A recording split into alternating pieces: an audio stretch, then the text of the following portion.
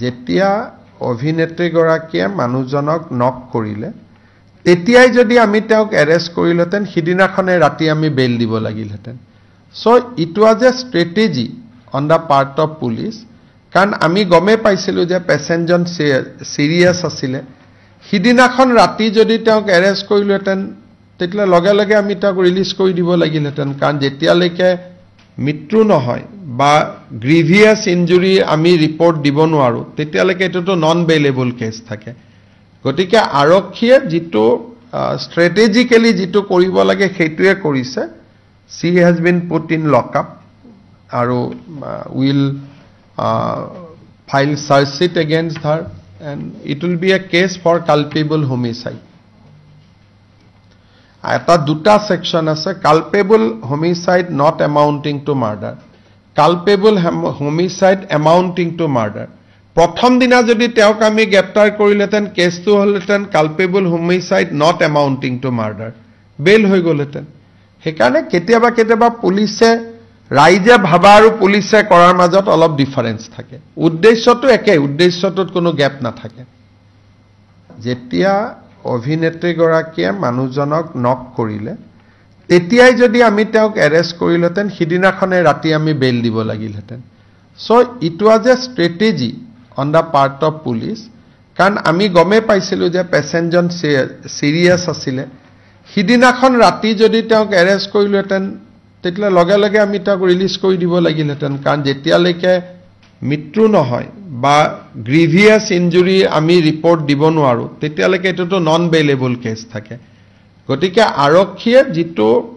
স্ট্ৰেটেজিক্যালি যেটো কৰিব লাগে সেইটোৱে কৰিছে she has been put in lockup আৰু will file search sheet against her and it will be a case for culpable homicide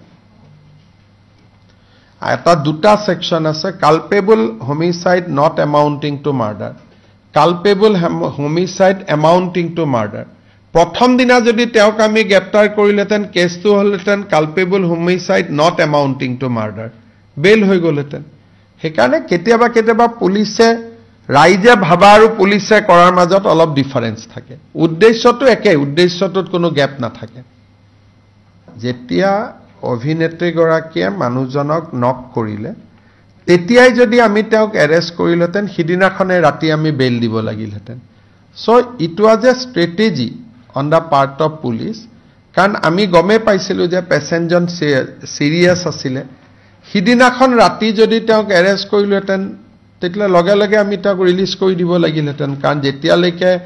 মৃত্যু নহয় বা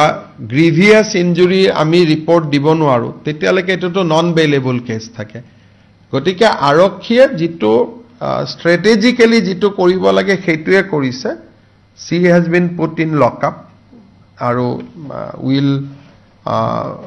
file search sheet against her and it will be a case for culpable homicide এটা দুটা section আছে culpable homicide not amounting to murder culpable homicide amounting to murder প্ৰথম দিনা যদি তেওঁক আমি গ্ৰেপ্তাৰ কৰিলেতেন কেছটো হলতেন culpable homicide not amounting to murder বেল হৈ গলতেন হেকাৰণে কেতিয়াবা পুলিচে ৰাইজে ভাবা আৰু পুলিচে কৰাৰ মাজত অলপ ডিফাৰেন্স থাকে উদ্দেশ্যটো একে উদ্দেশ্যটোত কোনো গ্যাপ না থাকে